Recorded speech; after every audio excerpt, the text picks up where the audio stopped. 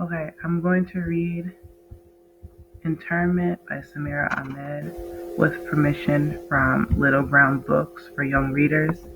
We started reading chapter 21 from page 228 to 233, so I will start on page 234. Aisha looks at him. How could you know that?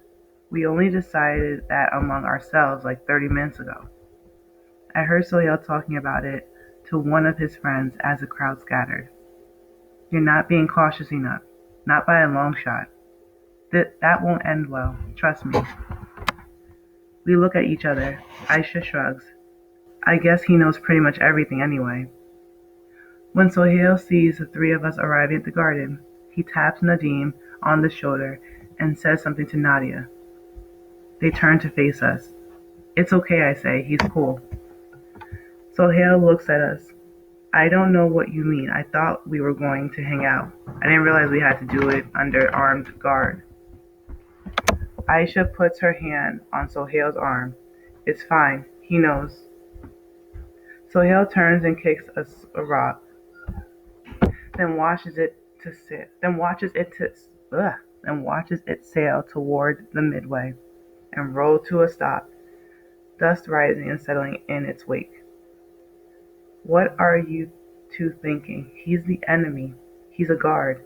And don't think for a second he won't shoot us if ordered to. I wouldn't do that. I won't, not even if I'm ordered to. You have my word, and I'm not turning you in. I'm here to help you, Jake says. And why should I believe that? Sohail is incredulous.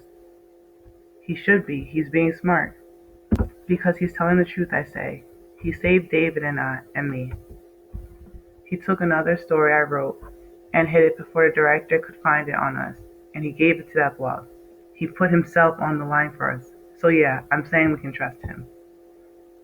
The Inside Mobius blog posts have gone viral, and the clip of Layla with the director too, Jake says. Every media outlet is covering them, and Anonymous put out a warning to the administration, threatening to dox them all if they don't close the camp down. There's even an Occupy Mobius website that's covering the protests and putting out daily calls to action. And they're starting a podcast on site, Voice of Dissent. Aisha hugs me. You did this, she whispers. It wasn't me, I say. It was all of us. Aisha winks at me. It takes a village to raise a camp. She gets a grin from Sohail. Fine, Sohail says. I'll go along, but I don't like it. Nadia adds, but if his ass is on the line, who's to prevent him from turning us all in to save himself? What's to prevent any one of us from doing that? I ask. It's not like we're trained to withstand torture. I wouldn't give anyone up, Sohail says, no matter what they do to me.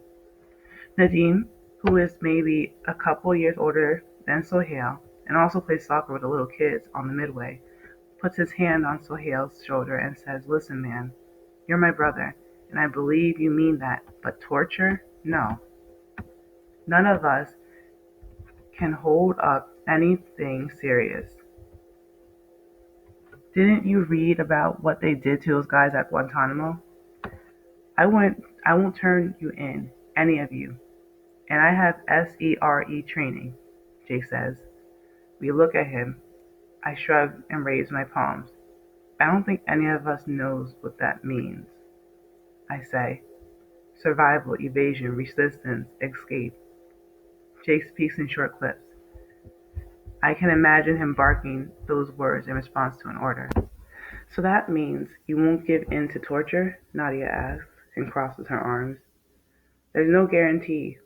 SERE is only training. I'm sure I could sustain some level of duress. Every human being has a breaking point. But you have my word that I will resist.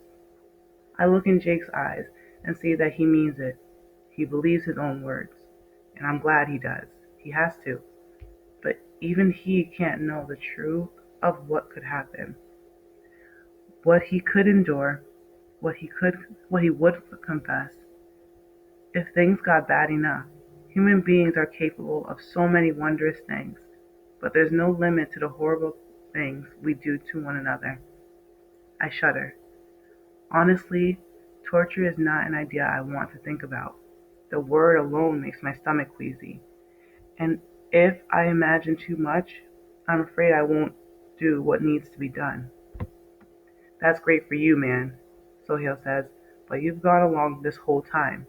You were on the train that brought us here. You weren't exactly trying to sabotage the tracks. Sohail's voice is tight and strained. Sohail, it's not like that, I say. No, Jake interrupts. He's right. It was exactly like that. Jake looks Sohail in the eye. I know why you don't trust me, and you're smart to be suspicious. Most of my unit was absorbed into the exclusion guard. I followed orders. I did what I was told. Orders are what I know, but for too long I forgot my sworn duty to America, to Americans, and I am sorry. I have new orders now that countermand the illegal orders that started this camp. I don't answer to the director, not anymore, but the director trusts me. We've weaponized whiteness in this country. So, why not use mine to yours advantage now? Thank you, Corporal Reynolds, Aisha says. You don't need to thank me. I'm not the brave one. Sohail nods at Jake. You're right, and I'm not thanking you. I clear my throat. I think we know where we all stand. Now are we ready for tonight? We are ready, Sohail says. Nadim, how many people did you last count? 25, Nadim says. They all know what to do. Sit at the first table with empty trays. No food, no water. It's enough people to draw attention. What do you think, Jake? What's the director going to do? I ask. Hard to know. He'll be furious, but the question is whether he will crack down with the Red Cross visitors present. There are 2 reporters traveling with them, and I doubt the director will want more bad press. But after they leave, that's when it will get ugly. He'll know who all of you are. He'll know you've been conspiring, and he will not come down easy. As long as the press and the protesters are outside, you'll have some cover, but he's counting on them leaving. We can't let them leave, Aisha says, but how can we make them stay? Jake, if I write another blog post, can you get it out there? Can you leave the camp with it? I ask. Jake nods. Easy enough. Let's do this, I say, trying to sound resolute. I'll see you guys at the mess tonight. Meanwhile, keep your heads low. I leave Aisha with Sohail, Nadim, and Nadia, and hurry to my Mercury home with Jake. Once there, we walk straight into my room and shut the door. I pull out a pad of paper and scribble a couple of paragraphs about the fast we're planning for tonight. I write about the Red Cross and the threatening announcement and the meticulous preparation for the visit that is supposed to showcase Mobius as a camp upon which all future camps can be modeled. The writing is rough, but we're running out of time, so it will do. I hand the note to Jake. Thank you for this, and for the risk you're taking. Sorry if it puts you in any danger. It's helping us on the inside, like this part of your special orders or whatever. Remember when I told you that when you don't know the truth, people can't force you to tell it? Best to keep things distant. Jake gives me a wistful smile and tucks the note into his pocket. I'll get this into the right hands as soon as I can. He opens the door and lets himself out. I watch him leave, then shut my bedroom door. I go to lie down on my bunk, mind racing. Everyone is in danger all the time. The director demands loyalty from those around him. What would the director do to Jake if he were to catch him with my note? I've leaned on Jake. I can't imagine going through this without him. And Aisha and Sohail, Nadia, Nadim, the others. Once we draw attention to ourselves, there will be nowhere to hide. The director will know who we are, and hell will rain down. I nestle my cheek into my pillow and think of David. My body warms at the memory of him. He's outside the fence, out of reach. Will that keep him safe? I might never be able to be in his arms again, but he's here, close. For now, that's enough. My feelings bang around in the bell jar of this imprisonment, this camp. I clutch my stomach and close my eyes and wish it all away. Stop the automatic thinking, the spontaneous overflow of worst case scenarios. There's no time for that. And neither my feelings for David nor my sympathies for Jake are important right now. I need to keep telling our story to the world until everyone listens.